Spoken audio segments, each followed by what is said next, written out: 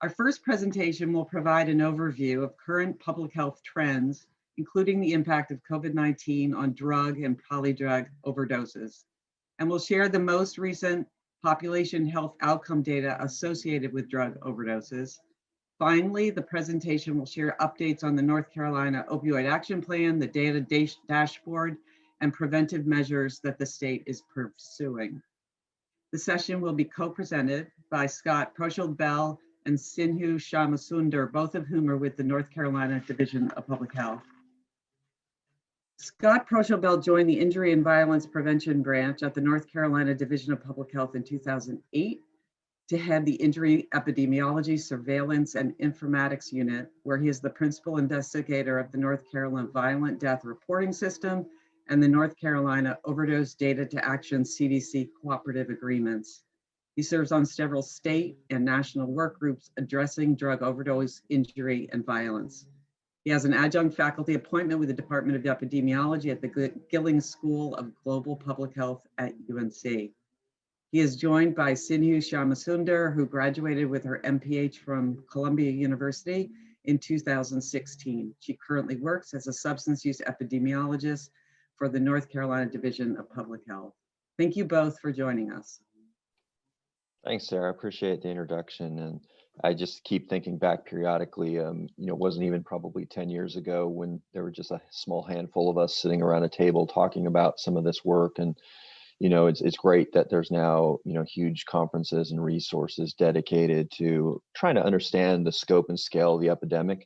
And so our hope this morning is to give you a little bit of that background. Our office has been in charge of looking at that data for a long time. And, we have a good sense of, general trends and direction on a few things, and hopefully we'll be able to convey a lot of that to you. Next slide.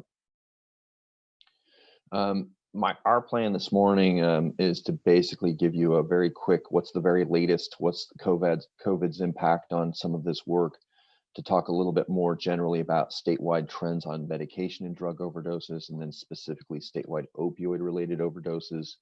And then to talk a little bit about North Carolina's response. And just as a reminder, North Carolina Division of Public Health and Department of Health and Human Services tries to provide a lot of this data and information to you all in a couple of places, one of which is an opioid action data dashboard. And if you haven't seen that, please feel free to check it out. We're actually in the process of transitioning it to another dashboard, which we'll talk to toward the end of the presentation, but wanted to give you that heads up. And then just in terms of basic data surveillance, we keep a page or maintain a page that has a lot of the outcomes and of interest and things that we work on, including some core slide sets, including basically some of the slides that we'll be presenting here today, along with some others, and including some county level tables and work of that nature. Next slide. Okay, so we've been trying to follow some things, obviously, along with a lot of other people of what's going on, next slide, related to kind of COVID. And as you may have seen or heard, and we've been presenting this a little bit to various groups, since about May, we've been really, end of April, May, we've been really trying to track this pretty closely. In our state, we get, 100,000 emergency department visits typically in any given time and period. And if you look at January and February in these two lines, basically there's a 2019 and a 2020. That top line, it's 2019, you can see is, fairly level throughout the year. And of course, the 2020 started to really decrease in March and April of this year. In fact, at one point, it was nearly 50% less emergency department visits than we typically would expect. And then overall, throughout this entire time from January to August, we've seen about a 19% decrease overall. Next slide. The unfortunate aspect is, even though we've seen overall emergency departments decrease, we've seen about a 21% increase in medication and drug overdose related ED visits. So again, here are the two lines for 2019 and 2020, and you can see the departure, and that increase has kind of picked up, started in March and April, and then started to pick up in May, June, and July. Next slide. While primarily this is driven by an increase specifically in opioids, and again, opioids has been a fundamental driver of a lot of this I don't want to convey that it's purely an opioid specific increase. There are lots of other types of drugs and polydrugs that are been used and been seen through and seen as part of this increase. And there is a pretty substantial increase specifically around opioid overdose emergency department visits, nearly 24%. Next slide. So, our state, as many of you might know, we're very fortunate. We have what's called a syndromic surveillance system that allows us to look at emergency department data from across our entire state, about 126 standalone emergency departments. We get data 3 times a day. The chief complaint, sometimes triage notes, although we'd love to get more triage notes. Chief complaint, some of the early kind of vital signs and statistics, and that allows us to kind of look at some of these numbers, and this surveillance provides this what we call a signal. And so we've developed these elaborate algorithms that will essentially try to pick up and determine whether or not we're seeing something. Now, each time we get a signal, we actually have to investigate it a little bit. We want to make sure that these are true signals, and then if they are true signals, then we send out alerts.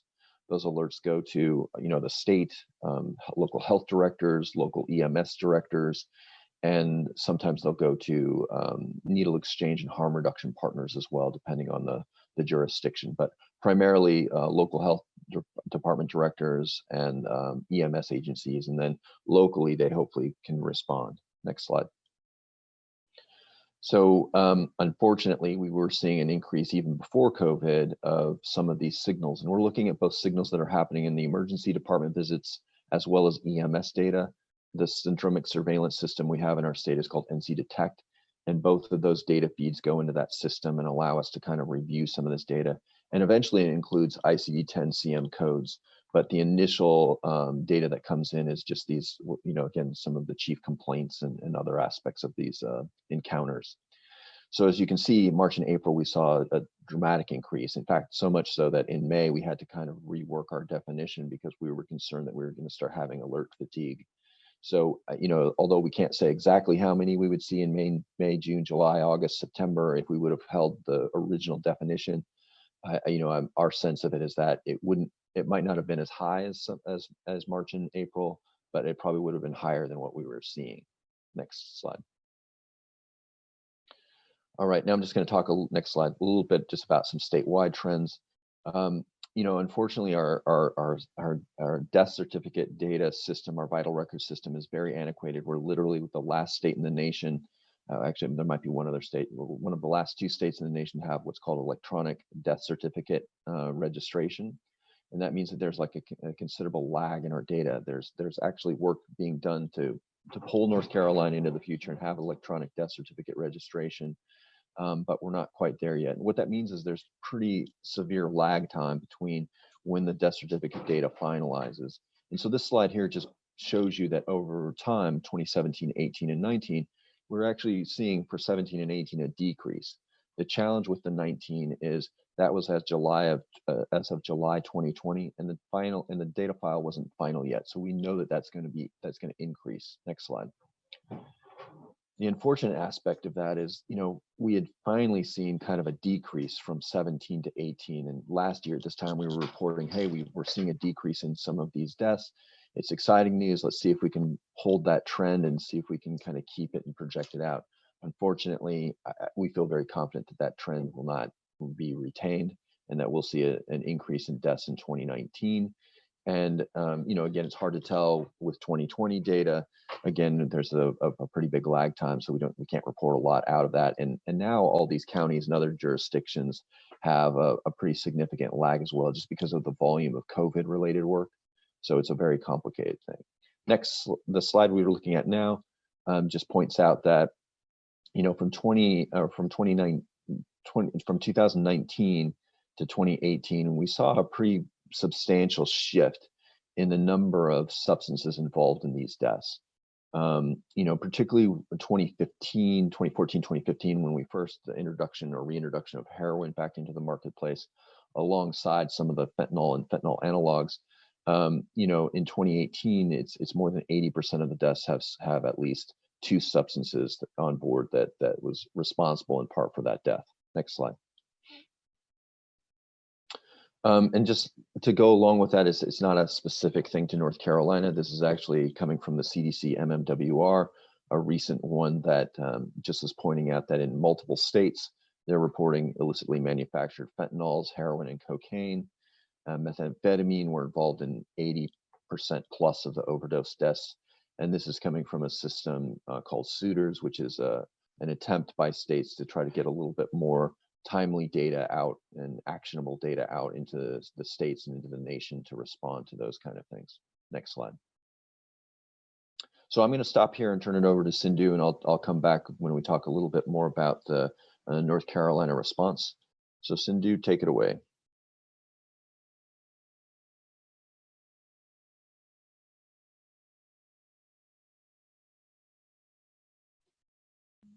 Sindhu, are you still on mute?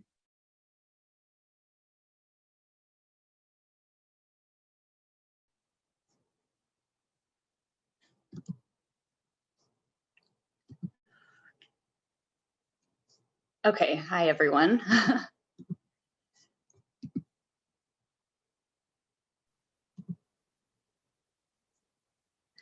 Okay, so I'm going to start by going over some statewide medication and drug overdose metrics.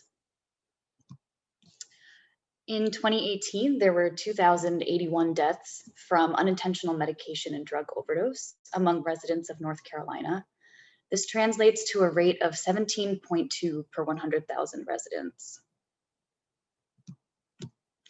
Putting the epidemic into some context, here are nearly 50 years of data for two specific types of injuries. For the past century, motor vehicle deaths have been the leading cause of injury death in North Carolina and the US. In North Carolina, poisonings from all intents overtook motor vehicle crashes in 2010 to become the leading cause of injury death. The rise in poisoning deaths can be linked to a shift in focus to treating pain as the fifth vital sign, new formulations of opioids such as oxycodone, and increased marketing of pain medications to the public. The decrease in motor vehicle incidents can be attributed to the implementation of seatbelt laws and several changes to safety measures in the construction of both automobiles and to roadways. While motor vehicle deaths continue to decline, poisoning deaths continue to rise. In North Carolina in 2018, there were 1,532 motor vehicle traffic incidents, a rate of 14.2 per 100,000, compared to 2,388 poisoning deaths, or 23.6 per 100,000. But with the comprehensive approach, similar to that used in prevention of motor vehicle deaths, the rate of poisoning death can be reduced as well. In North Carolina, as in the United States as a whole, deaths due to medication and drug overdoses have been steadily increasing since 1999, and the vast majority of these, 90%, are unintentional. That number of medication and drug deaths has increased 98% over the last 10 years, from 2009 to 2018. While the number of self-inflicted deaths has remained relatively stable at less than 200 a year, unintentional drug overdoses have continued to rise, though there was a decrease in deaths from 2017 to 2018. Opioids specifically have contributed to the majority of these deaths.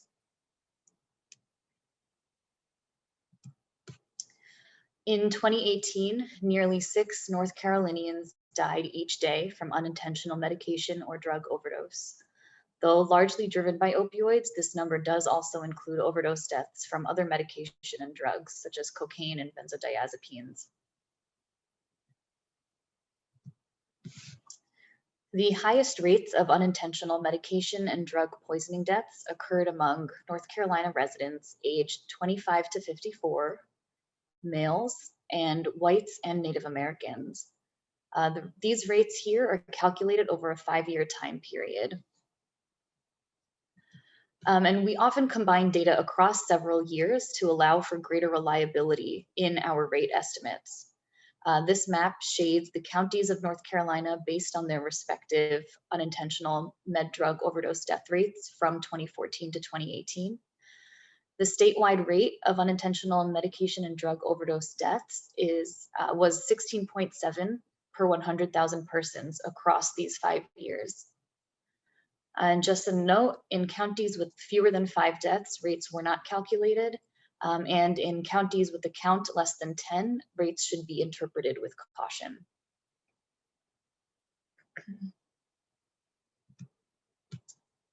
The epidemic of medication and drug overdose is largely driven by opiates. Historically, prescription drugs like hydrocodone, oxycodone, morphine have contributed to an increasing number of medication and drug overdose deaths. More recently, other synthetic narcotics, heroin, fentanyl analogs are resulting in increased deaths, though from 2017 to 2018, there was a decrease in the number of deaths involving illicit opioids and also commonly prescribed opioids. The number of deaths involving substances like cocaine, benzos, alcohol, antiepileptics, and psychostimulants with misuse potential continue to rise.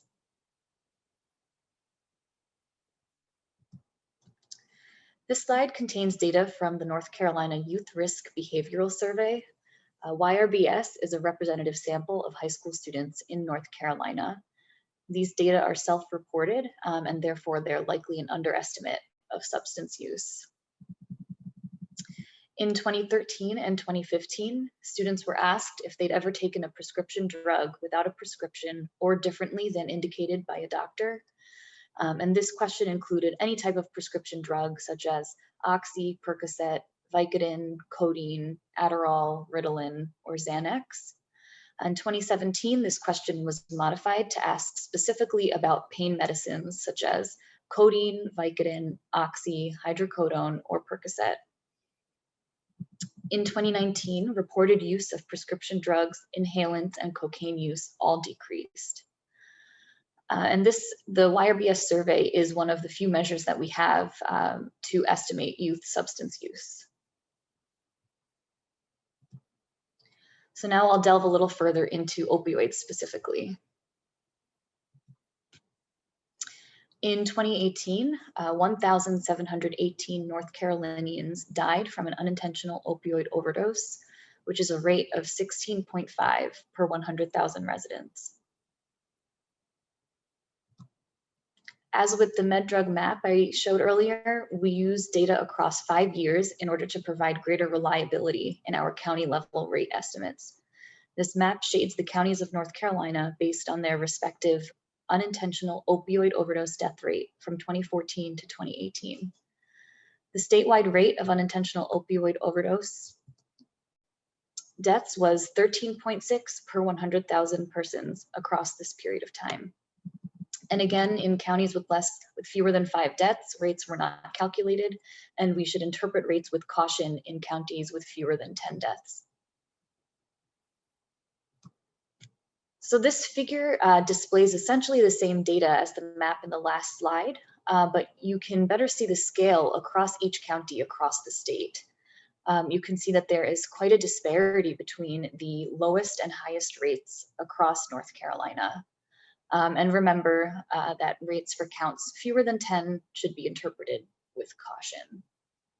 And so obviously, this slide is going to be difficult to read, but visually you can see how big of a range there is.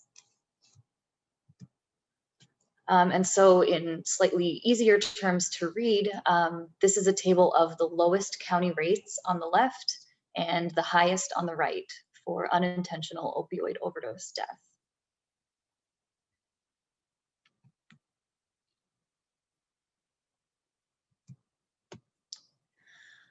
Unintentional opioid-involved overdose death rates for North Carolina residents have greatly increased from 2014 to 2018. This shift has been true for the state as a whole, but it also stands true when the data are stratified by primary designation, so urban versus rural. Statewide, the opioid-involved poisoning death rate has increased from 8.6 in 2014 to 16.5 in 2017, which is a 92% increase. Among urban counties, the opioid-involved poisoning death rate has increased from 7.8 in 2014 to 16.2 in 2018, which is a 108% increase.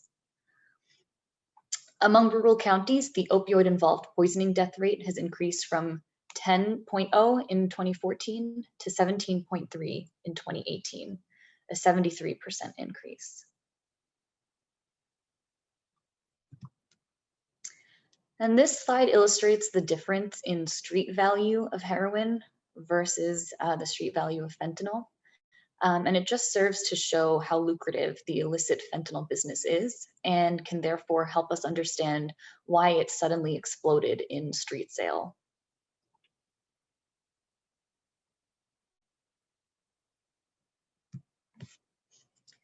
A larger proportion of deaths investigated by the Office of the Chief Medical Examiner is testing positive for heroin, fentanyl, and fentanyl analogs. While the OCME toxicology lab had not detected any fentanyl analogs prior to 2014, fentanyl has been regularly detected in the decedent population since the mid-late 1990s. By 2016, numerous fentanyl analogs were detected and confirmed. Heroin is often supplemented with varying amounts of fentanyl or its analogs, which explains the increasing number of cases that are positive for both.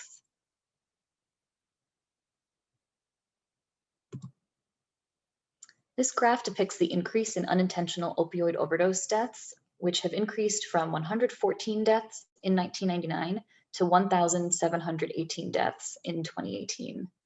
These numbers include prescription and illicit opioids.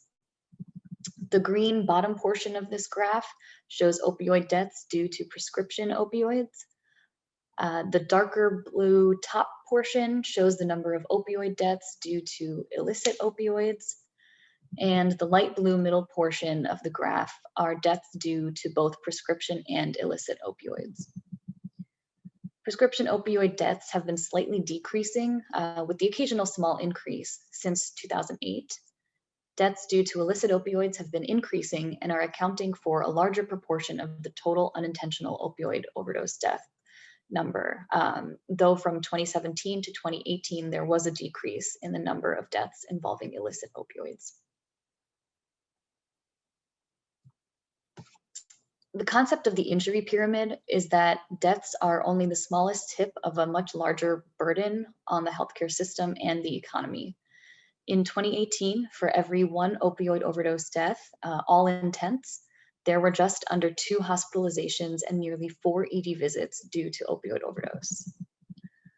The National Survey on Drug Use and Health estimates that over 406,000 people 12 and older in North Carolina misused prescription pain relievers in the last year, while the Controlled Substance Reporting System shows that over 6.6 million prescriptions for opioids were dispensed in 2018.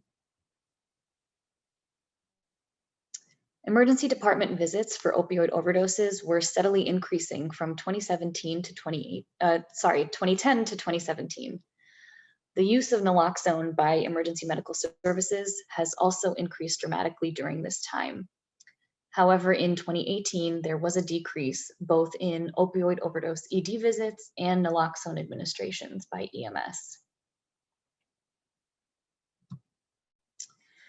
This map shows us 2018 data from the North Carolina Controlled Substances Reporting System, which is our state's prescription drug monitoring program, on the number of outpatient opioid pills dispensed. The rates reflected here are per individual resident. The statewide outpatient opioid dispensing rate for 2018 was 43 pills per resident. Previous analyses in North Carolina have shown that opioid overdose deaths are more common in counties where more opioids are dispensed. And free resources on safe prescribing are available at www.ncmedboard.org.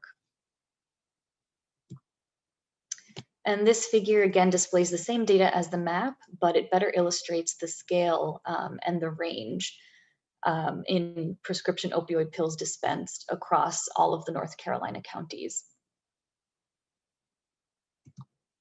So using that data, here's a table showing the lowest county rates of opioid pills dispensed on the left and the highest on the right.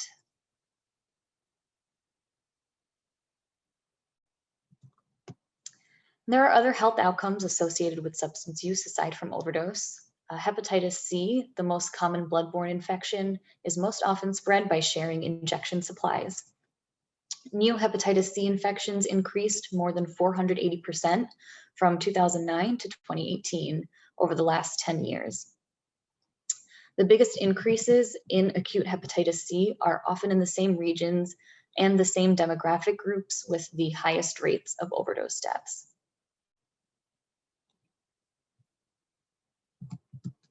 The number of heart valve infections, endocarditis, associated with injection drug use have increased more than 4,000% since 2010. The number of hospitalizations due to drug withdrawal in newborns, often referred to as neonatal abstinence syndrome, has increased 230% from 2009 to 2018. This syndrome occurs when the fetus is exposed to certain drugs in the womb and then experiences withdrawal when the supply of drugs is severed following birth. Drug withdrawal in newborns is often, but not always, due to maternal use of opioids during pregnancy. However, drugs other than opioids can also result in withdrawal in newborns. Neonatal abstinence syndrome is not currently a reportable condition in North Carolina. Okay, so I'm going to turn it back over to Scott, who's going to discuss North Carolina's response. Yeah, thanks, Sindhu. Appreciate the overview of that data. Again, as I alluded to earlier, North Carolina has an opioid action plan. It has 7 distinct focus areas about coordination and reduction of supply and reduction of diversion, things of that nature, making naloxone more available. Next slide. Again, it's a busy slide, so I don't expect people to be able to read and take this away. There's a website where it's posted, but there were 13 metrics that went from deaths to all types of access and to treatment and recovery that we were using to try to track and monitor progress made on the action plan. Next slide. In 2019, the action plan was kind of revamped, and the action plan 2.0 was circulated again with the primary focus areas of prevention, reduction of harm, and connection to care. Next slide.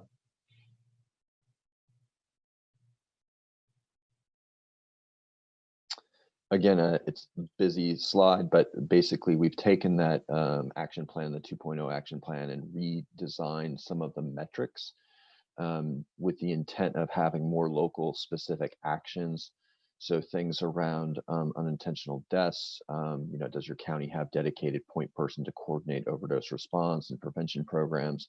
So for each of these metrics, there are local actions that can be taken and a way for counties and other jurisdictions to have a more local coordinated response. Next slide. This has not been launched yet, but it's due to launch relatively soon. It's the new Dashboard 2.0, which rolls the action plan into a slightly different way to view some of the data. Like we have historically, there will be plenty of maps and tables and graphs that will try to outline and track trends over time. But in addition to that, again, there'll be some metrics and some ways to measure or measure people's impact and progress. You'll be able to look statewide, also by county. There's also the idea that essentially each of these quote unquote pages or websites, you'll be able to print into a single or front and back sheet of paper that could be taken to a meeting or another function.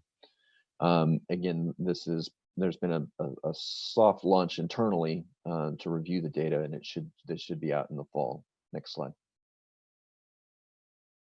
I'm going to talk a little bit about, and mostly from a historical sense, that North Carolina had done a really great job, I think, of partnering with organizations and groups like the North Carolina Harm Reduction Coalition.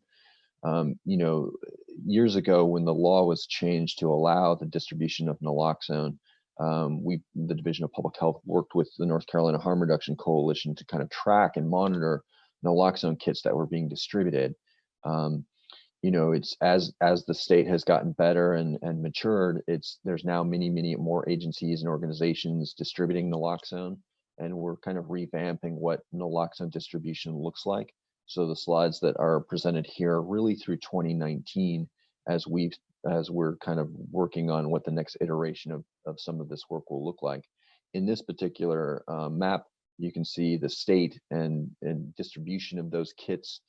There was a couple of specific focus areas, based on the number of overdoses some of those counties and jurisdictions were seeing. So Buncombe County and New Hanover, and even Guilford to a lesser extent, were focus areas where a lot of distribution of naloxone was taking place. But you can also see places like Wake and Durham County in that higher category. Up through 2019, they had distributed nearly 120,000 kits statewide. Next slide.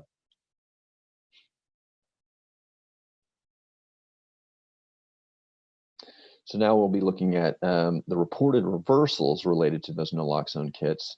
And again, this was in coordination with a lot of local volunteers and partners and networks with the Harm Reduction Coalition. Nearly 15,000 community reversals were reported. And again, primarily in those jurisdictions where there were lots of naloxone kits being distributed. So Buncombe, Guilford, and New Hanover County. Next slide. As part of the effort of distributing naloxone, there was also an effort to coordinate and work, through different jurisdictions. And of course, through 2019, we were able to kind of look to see how many of those naloxone reversals were being reported in our state to the Harm Reduction Coalition. There was also a partnership with law enforcement agencies to work with them for those agencies that were carrying naloxone. Next slide. And again, here you can see kind of the distribution of those naloxone kits and the reported number of reversals, and specifically on the right-hand side, community reversals compared to law enforcement reversals. And again, we're having to revamp some of this surveillance because while the Harm Reduction Coalition is still a major player in the state, there are just a lot of other additional partners that are now distributing naloxone, and communities and law enforcement agencies that are carrying naloxone. Next slide. Wanted to point out some additional efforts. We work in partnership with HIDA, which is the high intensity drug traffic areas. It's basically the corridor where the Atlanta HIDA, so we're the corridor of I-85 from Atlanta through South Carolina and into North Carolina. And there were specific counties that have been designated as HIDA counties. And so some of those counties are reporting some of the drugs that have been seized in those locations. Next slide. Our state is also the home of several syringe exchange programs. The law was changed a couple of years back to basically allow these to operate. Some were operating prior to that, but probably just more underground. And now we have 38 registered needle exchange programs covering 55 counties, including one federal tribe in the state. Next slide.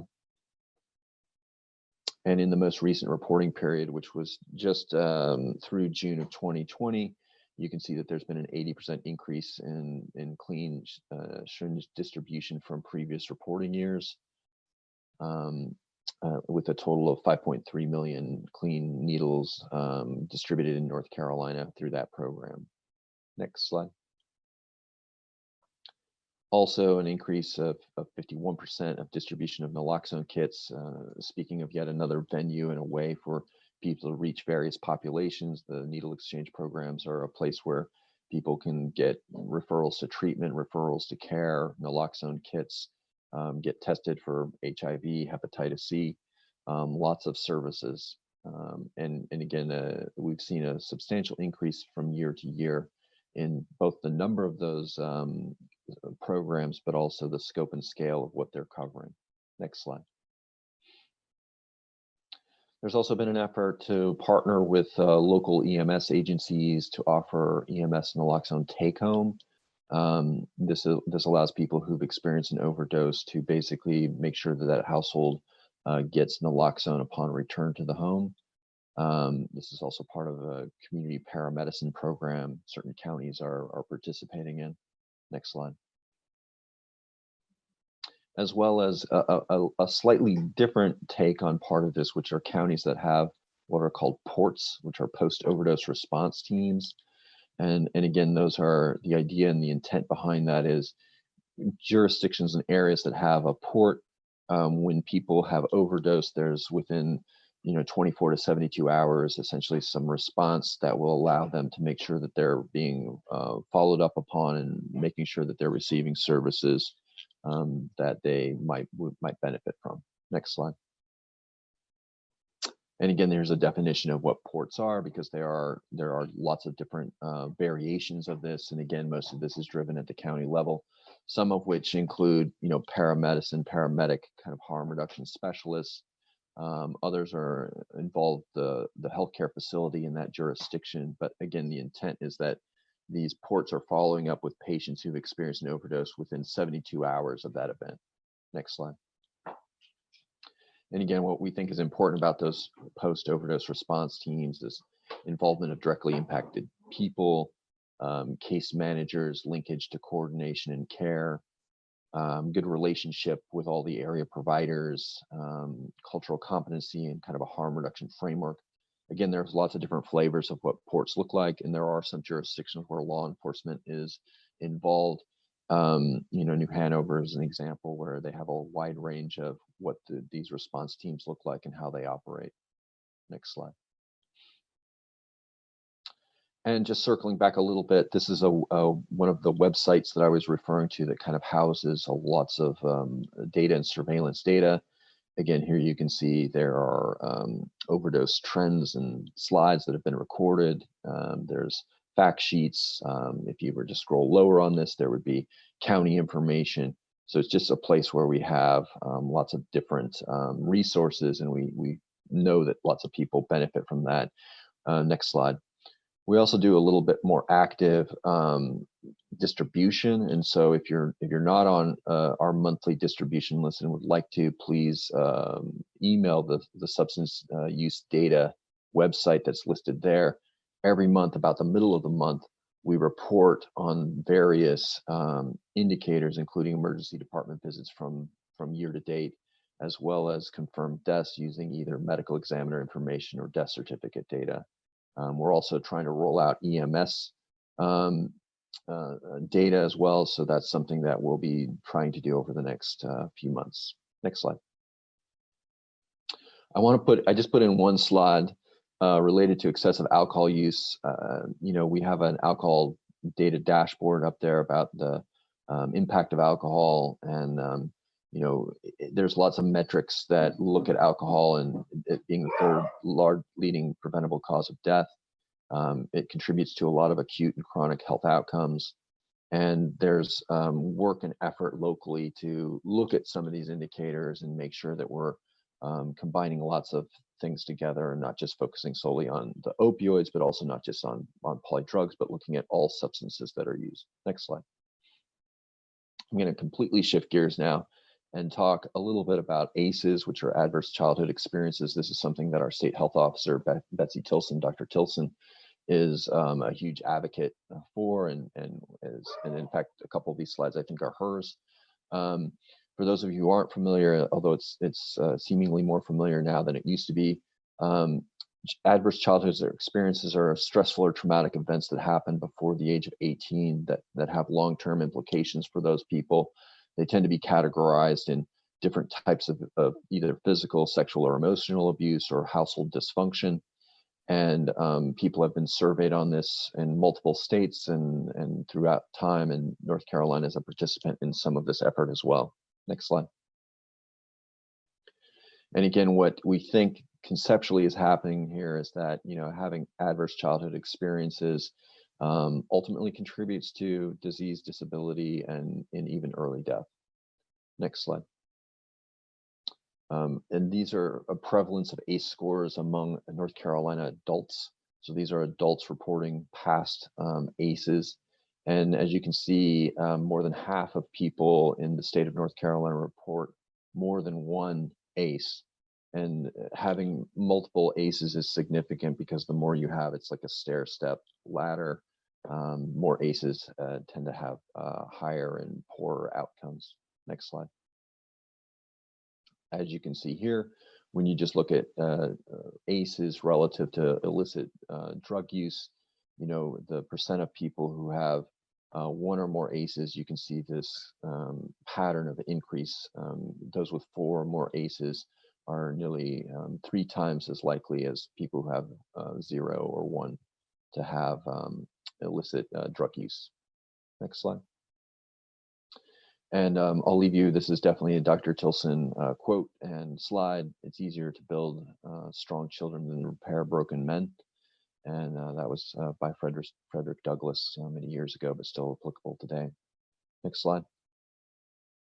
And so with that, I will turn it back over to Sarah. And again, if there are either, I'm not sure how questions and things are handled, but we're happy to respond to some if there are time for that. No, you stopped at exactly the right moment. And so we're going to keep moving, but if questions